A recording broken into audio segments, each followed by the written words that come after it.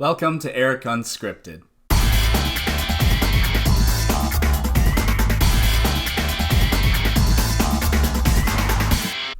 Today, I'm gonna get angry. We're gonna watch a Jubilee video featuring climate change skeptics. Okay, here we go. Many people, especially younger people, are being misled. I see climate change arguments and activists more as climate alarmists.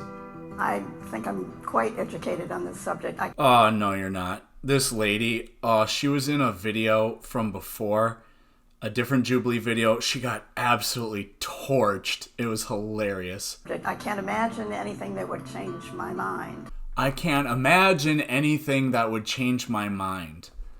Ugh. Well, I just wanted to be here just to possibly inform people about a more constitutional aspect of this whole argument. Keith was in the other video too. What you have to know about Keith is he loves the Constitution more than he loves himself or anything else, probably other than God. I think the benefits of Damn, they got this guy? This dude is a philosopher, and I've read his book. And I've talked about this book, I think, in a different video I made once. And he really kind of changed my mind on how I look at this stuff. There are plenty of things I don't agree with him necessarily about. He basically doesn't fall into the trap of global warming isn't real, climate change is not man-made, and all of that. But he says those things are real, but in spite of those things, we still have to basically go about doing things the way we are while aiming to improve all of our systems. Because if we just stopped using fossil fuels, well, there goes electricity and clean water and hospitals and schools for billions and billions of people. So that just simply isn't an option. So I respect Alex, but there are some things I disagree with him about. The benefits of fossil fuel use far outweigh the side effects, including our influence on the climate. I care about the environment. 3, 2, 1, go. See, that doesn't surprise me that Alex went to somewhat disagree. So I'm here on somewhat agree. I care about clean water. I care about clean air. I don't think it should clean out your wallet. We can protect the green without it costing a lot of green. That's what I like to say. See, they say that, but they don't. I hear conservatives do this all the time. They want clean water, clean air, and whatever, but they want absolutely no accountability measures because that just costs business too much money or whatever. Trump did this once. It was so hilarious. He said this at I don't know what it was, a speech or whatever. But he said, the Clean Air Act did not clean up the air. By the way, we have the cleanest air we've ever had. He contradicted himself in the middle of a sentence. It was hilarious. When it comes to emissions and pollution, what everyday people do in their ordinary everyday lives is really insignificant compared to business at large, because you can't just tell people drive fewer miles every single day, because people have to go to work in the grocery store and take their kids to school. Driving fewer miles is pretty much not an option, and carpooling and public transport, you just are never going to force people into those things. However, we can get companies that manufacture cars to be like, these are your emission targets. We know people are going to be driving tons of miles, so this is the economy that you need to meet for those things. And that's how that works. We basically are like, here we were with our pollution, our emissions, whatever, last year. The goal is to be here next year. If you don't meet that goal, then you're going to get a fine or something. So the business has to spend money to innovate to bring that down. And yeah, it costs money, but it literally saves lives. It saves billions of dollars in healthcare costs that we don't have to spend because people aren't sick. None of these companies will innovate in that way unless they're forced to. The court of public opinion means absolutely nothing to these companies. It really doesn't. And they have a stranglehold on people. Like I said, people don't have the option to not drive cars. People don't have the option to not use electricity. We have to just find cleaner ways to do those things. So these people that say they want clean air and clean water, they don't want there to be any measures in place to hold people accountable for that. And so it'll never happen in their little world. My real problem is corrupt government that lines its own pockets and ends up causing pollution. That's our problem, really. What is he talking about? Corrupt government that lines its own pockets and causes pollution? What is the government polluting? They say the opposite of what's true. I once had an argument with this lady I taught with who was all like global warming isn't even real or whatever. And one of her central arguments was follow the money. My response was name one single like climate scientist or agency that studies this besides the EPA. You can't name any of them. However, we could very easily name a bunch of energy companies and CEOs of those energy companies like Rex Tillerson and so on. Like the idea that people are getting rich off of trying to clean up our air and water, it's so incredibly stupid. It's some people's jobs to do that, but it's so idiotic. Really. It's hypocritical for many people to argue that they care about the environment, and yet we see homelessness and that has nothing to do with the environment. We see homelessness and we see trash all over the place. And you see that, to me, is the environment. It's not. What is he talking about? People say they care about the environment, yet there's homelessness. That's not the environment. And he says trash, but who in the world is pro-littering? These people don't know how to argue their own position. Let's see what Alex has to say, because he's smart. Is the environment. I love nature. I spend a lot of time in my resources to enjoy nature, but I think of it from a human-centered perspective. I want an amazing world for human beings to live. And when people talk about the environment, they often talk about the non-human environment, the unaltered environment, and they think we shouldn't change the environment. And my whole philosophy is no, either we change the environment dramatically or we die. He's right and he's wrong about that, and he doesn't have very much time to explain his position. But we don't change the environment. I mean, not really. So, as an example of this, like water, where I live, it's a desert, but their agriculture is like one of the biggest industries around here. So there's a mountain range, right? You can see it from my window here, the Sierra Nevada mountains. And there's a big reservoir there, and they capture water, and they flow that water through here so we can grow like fruit trees and things like that. If we didn't do that, if we didn't hydrologically engineer this area, then farming would be absolutely impossible. So people would lose their way of living. But that's not changing it's kind of changing the environment, but not really. Really, his argument is that nature is not pristine and beautiful and perfect and safe. Nature, like with weather and everything, it's chaotic and unpredictable and extremely dangerous and deadly.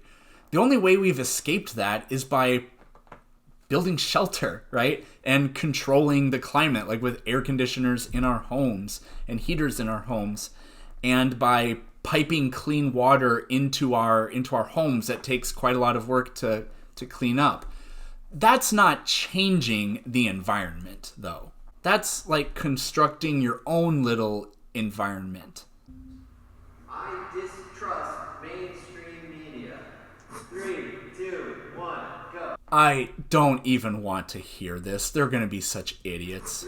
I'm not listening to this. These people say they mistrust the mainstream media, but I looked into some of these organizations that these people work for, and they're terrible organizations. One of them, at least, has been labeled a hate group by the Southern Poverty Law Center. And I don't think the Southern Poverty Law Center is the be-all, end-all in like diagnosing that kind of thing.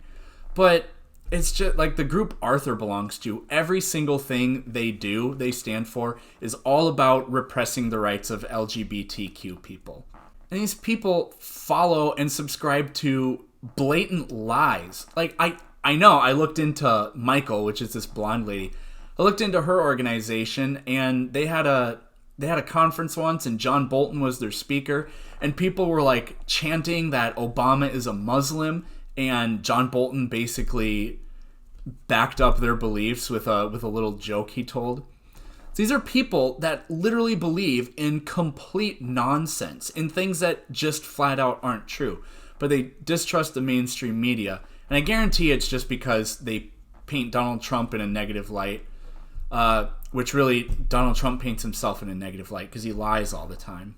You know what? Actually, The economic growth is stellar, unprecedented, and they don't talk about it. But if the stock market went up 10 points under the Obama administration, there'd be fanfare about it for 3 days. Yep, see, exactly. He's talking about Donald Trump. The economic growth is not unprecedented. Okay, when Obama took office, the economy had been going like this for some time. Then Obama got into office, and the whole time he was in office, we made gains. I don't think Trump ever had a single quarter as good as Obama's best quarters for job growth. So anyways, the economy was going like this the entire time Obama was president. Trump gets elected, and it continues going up. The only credit I can think to give Donald Trump is that he didn't do anything that made it go down. Now with coronavirus, it's absolutely collapsed, but they sit here and they give him all this credit for this, and they just retell the facts like that. That wasn't even remotely true, at least not the way he put it. Then they say they're making fun of my president, but they didn't make fun of the Muslim Kenyan president, who isn't Muslim or Kenyan. Oh, these people are so stupid. Oh, and we have newspapers who are saying they're not going to print any skeptics letters or any articles that are from skeptics. So the minute that somebody says to me, you can't listen to this other side, that's when I'm going to listen to that other side. What a absolutely stupid position to take. You know, YouTube took down that completely fake documentary, what was it called? Plandemic, because it's completely false, right? So that's as if saying, well, I think that documentary has to be true because the big corporate YouTube took it down. No, they have an obligation to not lead people astray. And the media should only be interested in presenting ideas that are true. Now, there's some things we don't have answers for, and we can, debate that. But they have absolutely no obligation to publish fallacies or conspiracy theories. But these people, it sounds like a bunch of, and I'm really just picking on two of them so far, but it really sounds like they only want to believe what their opinions are in the first place. I think it's important that what we can call the mainstream media, they're sort of attempting to do a job that's very important. We need expert knowledge to make a lot of decisions in life, including decisions about energy and climate. And we need the knowledge of different kinds of specialists to inform those kinds of decisions. What? Look at the way these two guys, or it's kind of Arthur, and I think Keith is laughing at him. But Alex says we need experts to make decisions on this position. And Arthur, this is the other thing you see on the conservative aisle.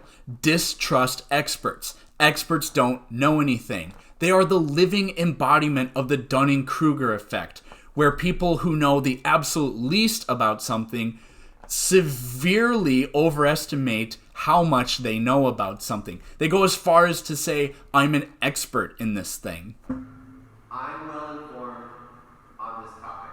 3, 2, 1, go. A few of these people I know literally nothing about, but Alex is the only person I would say that can say he is well informed on this. So there's only two honest people, Alex and those two guys that went to disagree. I'm not ashamed to say that I'm not the most educated person. I'm not ashamed about that at all, with any subject at all. And I think that's healthy to admit some uneducation, unless you're unless you're the smartest person on the planet. So yeah, I don't understand it completely. So Keith thought he was on the agree side, but he wasn't. So it's worse than I thought. So there's only two honest people. This just happens to be the issue I spend my entire life on. I'm not at all surprised to see Arthur on the same line as Alex. Arthur is just such an ignoramus, and he has absolutely none whatsoever, no tolerance for a disseminating opinion. Because with most issues, I put myself like way on that side, and I think it's important. One thing though with expertise that comes up is if you're talking about energy policy and policies about fossil fuels like the Green New Deal, you don't just need climate experts, you need energy experts too. Because if you're talking about, oh, this is going to happen in the climate, I'm concerned about that, that's fine. But you need to know, okay, well, if I restrict fossil fuel use, what's that going to do to people?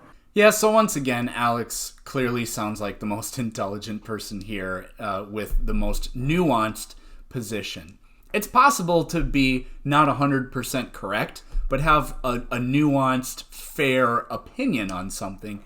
And Alex demonstrates that, and I really, the other big three, Michael, Arthur, and Keith, I have not heard them demonstrate that one bit. Although I'm not a scientist, I do believe that I am informed from the perspective of constitutional, duty of government. Oh my God, Keith! We're not talking about that. That was not the question. I know a lot about the Constitution and what the Constitution allows me to do, which is pollute as much as I can.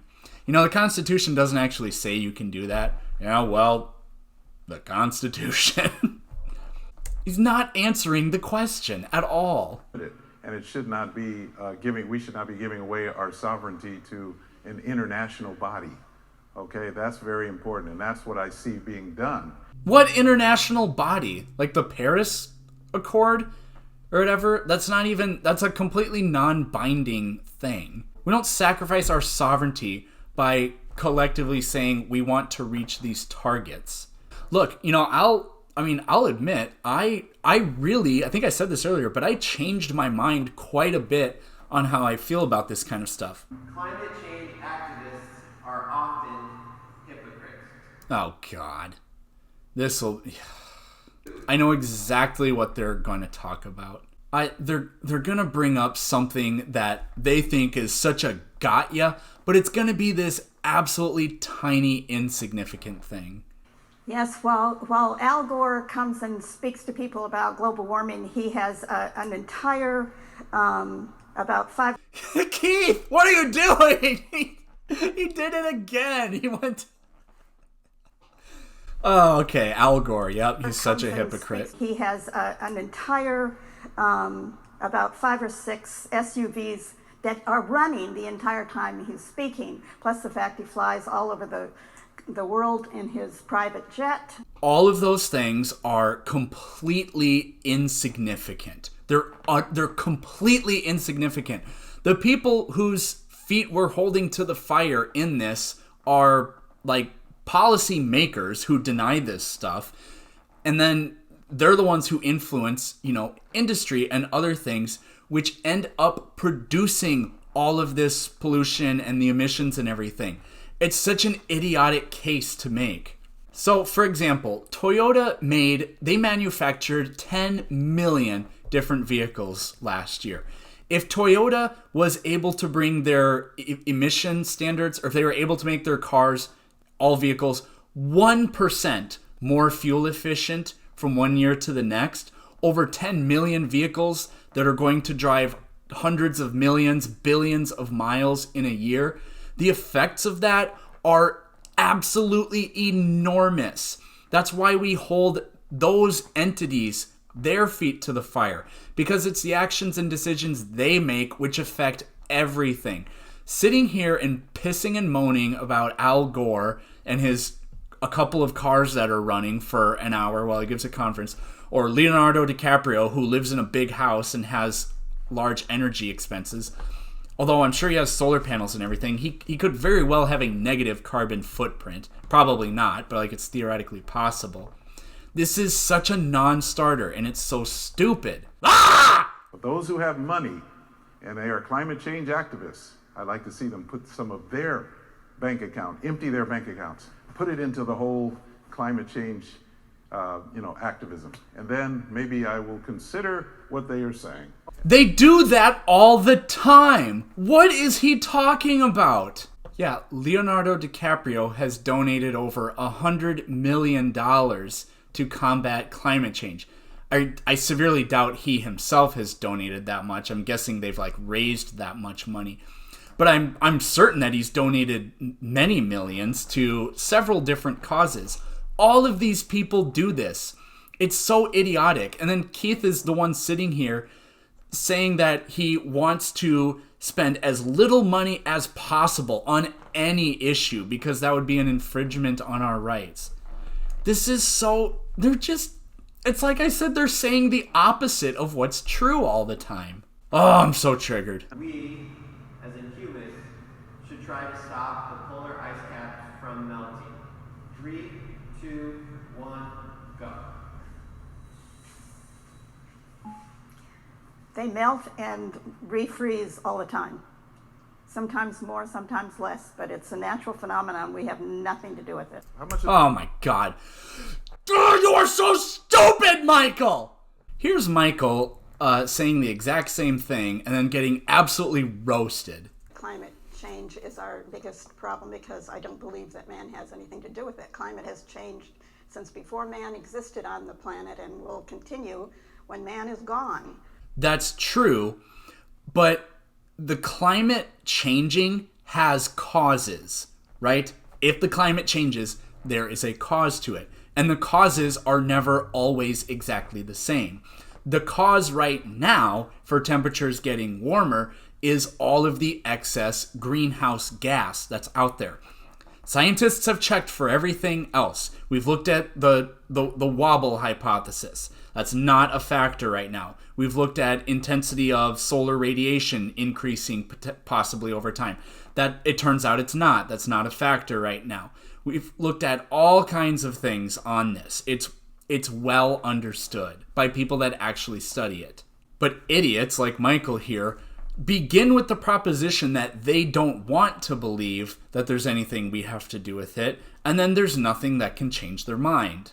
As a professional climate scientist who's done this for 50 years, Get I'm her. afraid you're not correct. Oh! Climate evidence. Oh, get wrecked! And probably the clearest evidence of all. Get comes wrecked, from ancient Michael. records where we can actually see what the planet was Damn, like son. before humans. Damn, son! This is why climate scientists, 99% on almost every Look study at her of climate face. scientists, How shows that we're pathetic. as unanimous as scientific Won't community make ever eye gets. contact. And Just, its evidence is real, and that it's happening, and it's happening on every scale, from the oh ice caps man. to the ocean. That Every is place you just look, too you get the same good. answer. No, I'm not a climate scientist, but I know a lot of them. No, you don't. There is a 0% chance that she knows even one climate scientist. Okay, I'm breaking all of my own rules here. But I find it highly unlikely that she knows any. Because who does? I don't know any. I can't even name one. Like a famous... There aren't any famous ones out there or anything. I can name plenty of scientists. I can't name a single climate scientist. And I've heard exactly the opposite argument made. Thousands of scientists just in the United States signed a letter saying man has little, if any, effect on climate. No. That is another complete lie talking point. Let's see what the science Climate says. scientists. So They that's are climate clearly. scientists. That's Oh, the yeah, point. yes, they No, are. actually doing climate research and publishing in it. Yes, they are. I don't believe Yes, it. they are. No, he's such a weenie. Guy, he should have totally attacked her on that. I've heard this. So, and I know exactly what this is. There's this big petition that has gone out and it's been signed by thousands of people. And they say it's signed by thousands of scientists. Now, she said a bunch of climate scientists signed it. No. What this is it's just this petition, and what it actually was it was just sent out to the public, and it was people who had a bachelor's degree in science signed the petition. So it had nothing to do with climate scientists. It had nothing to do with scientists in general. Like, I have a bachelor's of science in biology. I could have signed it. It doesn't mean anything for me to say that climate change isn't real. It doesn't mean anything for me to say that we didn't land on the moon. Buzz Aldrin has something to say about if we landed on the moon, and he's the one that can tell us about it, right? Not me. And Michael doesn't have anything to say about this, and neither do the thousands of people that signed whatever that petition is. So this petition has 30,000 signatures. 0.1% of the signers have a background in climatology. 31,487 American scientists have signed this petition, including 9,029 with PhDs. That's not at all true. These aren't scientists. Virtually over 99% of the people that have signed it aren't scientists. They're just people with degrees in science, a bachelor of science or a master's in science. So that's just a flat out lie. Now, maybe she's actually just super ignorant. She doesn't have any idea what the petition is. What people tend to do is they look at the headline of something and then they don't read the body of it, which actually explains it. But in any case, she's being completely irresponsible with her rhetoric and just flat out saying things that are completely untrue. How much of the planet is water compared to land mass? 71%. What kind of total non-starter is that? How much of the planet is water versus land? And then Arthur, 71%! Good job, Arthur. You're still a f***ing idiot. I'm curious as to how this can possibly be relevant. Okay, so polar ice caps melting? I mean, I think it's quite clear that, we don't need to try and stop that from happening. I mean, it's impossible. What? He didn't connect the dots at all. Most of the planet is water, right? So polar ice caps. He didn't explain that whatsoever. It's not going to happen, but if all of Antarctica and Greenland melted, then, all of the coastlines around the planet would just be gone. That's where almost half of the world population lives. This is something that we should be concerned about. Now, that specifically isn't going to happen, but sea levels are rising, right? So, oh God. To play up the polar ice caps are going to melt and certain islands are going to be submerged. That is absolutely nonsensical. How is it nonsensical? If a bunch of ice is dumped from land into the water, there will be more water, the sea levels will rise, and these island nations will disappear. It is already happening. How is it nonsensical, except to somebody that refuses to believe what facts are? I think absent studying the facts on this, you can't have a definite conclusion. So I disagree with the idea that, we can't have an impact on it. He didn't say it very clearly, but he said, we do impact this. I think theoretically you could. You need to look at what's the actual evidence of what kind of impact can we have on it, and then very importantly, what impact will that have on human life? See, okay, I can respect that, and that's very reasonable.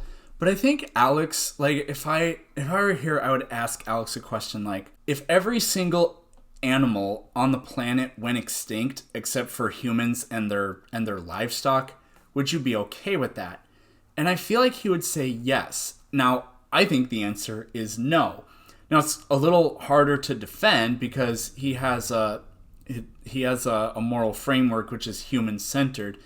And my framework is way more difficult, I guess, to defend. But I mean, I'm married to it, I guess, by my own convictions in some sort of way. It just to me doesn't seem like we should destroy the environment as much as we like, as long as we can do okay in it, as long as we can thrive in it. I just don't think that that's wise for a lot of reasons. I rephrase this to, if the polar bears went extinct, I would be sad. Where would you go? Oh, no.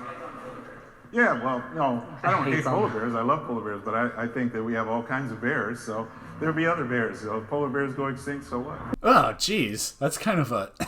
what the hell? One of my kids died, but I have others. I mean, we're talking about climate. I mean, there's huge droughts going on in places. Like the Live Aid, that great big concert, that fundraising concert that went on in the 80s or whatever. That was because there was a huge series of droughts in Africa and millions of people were starving to death. I get the feeling that Keith would be like, wow, we got more people. Well, actually, I don't think he would. Let me. That was super unfair. I don't think he would say that, but his line of reasoning goes to that. Future generations will have a worse environment than now. 3, 2, one, go. If we can keep using fossil fuels, they will have a good future, because wind and solar cannot replace fossil fuels. It just can't. There isn't enough land mass for enough wind and solar farms to replace fossil fuels if we stop using them altogether. Wow, actually, I agree with something she said. Not exactly. I mean, theoretically, there's vastly more space than we need. It's just that wind turbines and solar panels only make electricity when they're being activated by the wind or the sun, which that comes and goes. So it's more of the fact that we can't store that kind of energy yet. Although for the individual consumer, solar panels on your roof make sense. You get your money back with that in really not all that much time if you live in the right place. And then Tesla will sell you a battery pack so that you can use the electricity that your solar panel captured all day while you were at work when you come home and it's dark. Yeah, I mean, I say strongly disagree on the premise that if we continue to be relatively free, including free to use fossil fuels, then the world would be a much better place to live. Because the common narrative, which you certainly hear from Greta Thunberg, is basically it amounts to, if we are free to use fossil fuels, then the world is going to end and my life is so bad. Greta Thunberg and anyone younger, they live in the best environment that has ever existed for human beings. From a human perspective, there's never been a world that's more nourishing, more safe, more full of opportunity. And fossil fuels are fundamental because they've given us the power to transform the naturally deficient and dangerous environment. The environment has changed and gotten worse in a lot of ways, but technology allows us to be separated from the environment. So I really don't agree with the way he's phrasing this, and I'm kind of surprised that he is phrasing it this way. I would love to have a conversation with this guy. I think it would be extremely interesting. You know, it's all disastrous. So every little natural disaster that happens, like fires in Australia or fires in Northern California, they blame it on global warming. They blame it on climate change. And that causes people, because again, the media pushes that narrative, and then people, of course, believe it because they don't have any other information that can counter that. There's a pretty good link you can make to that. A hotter planet is a drier planet, and a drier planet produces more kindling for fires, for example. Now, I'll admit that it's extremely difficult to say how much of a cause or correlation was there between those two events. That's extremely difficult, but to just dismiss it is also foolish.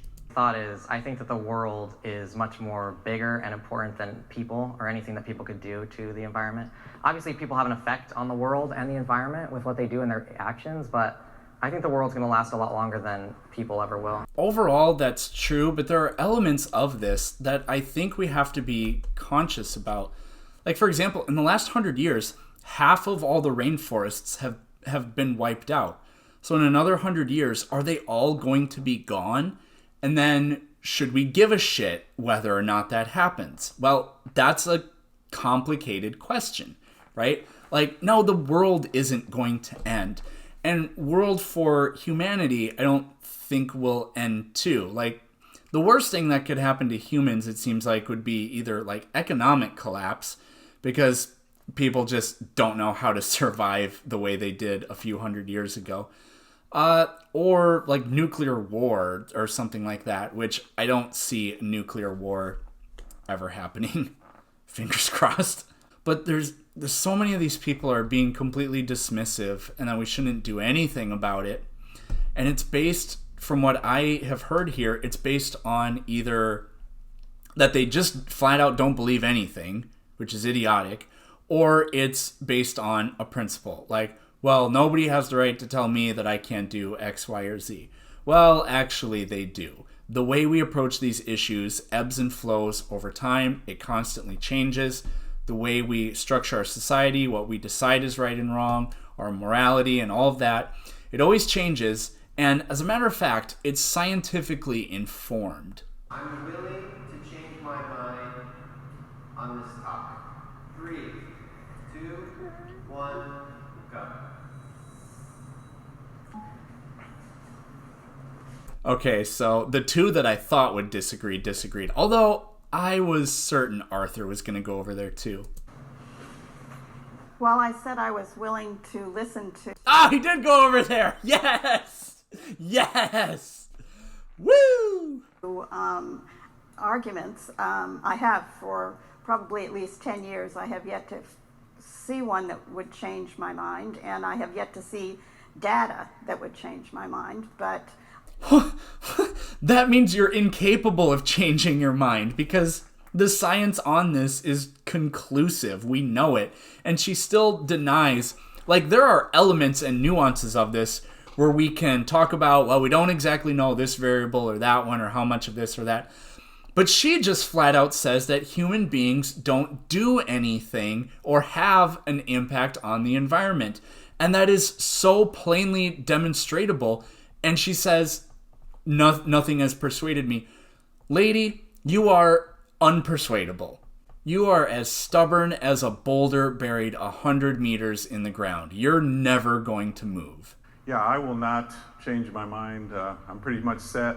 My personal faith, I believe in the inerrancy. I believe the immutable laws of nature apply and cannot be changed because I believe in the scriptures, the Bible.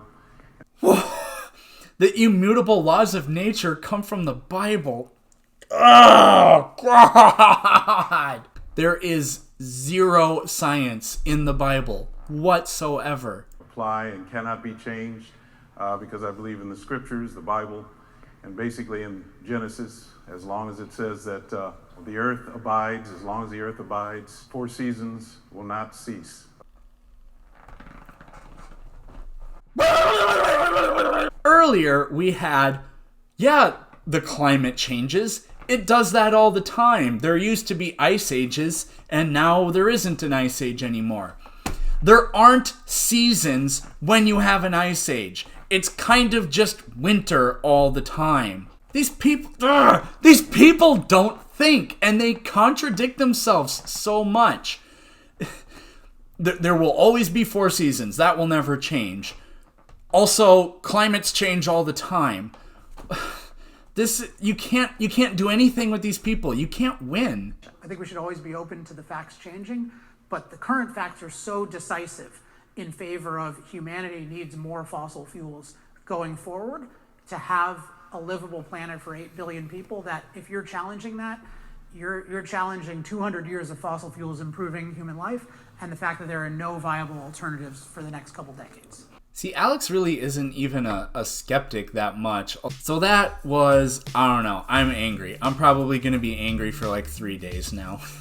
There's been a lot of stuff going on lately, but whatever. I wanted to give my opinion and my reaction to this kind of stuff. So this has been an extremely long video, but I hope you enjoyed it. I hope you were entertained a little bit, maybe you learned something. And, thanks for watching.